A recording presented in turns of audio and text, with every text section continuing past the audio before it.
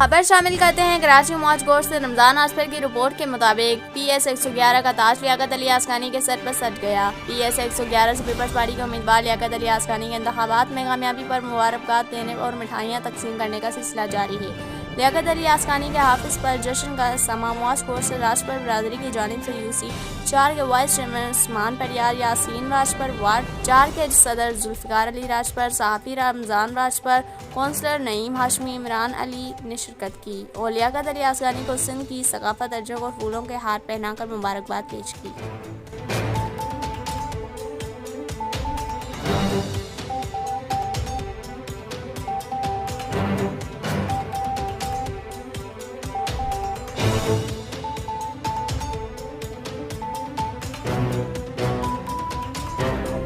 इस वीडियो को लाइक करें, हमारे चैनल को सब्सक्राइब करें और बेल आइकन जरूर प्रेस करें हमारी न्यू वीडियो सबसे पहले देखने के लिए।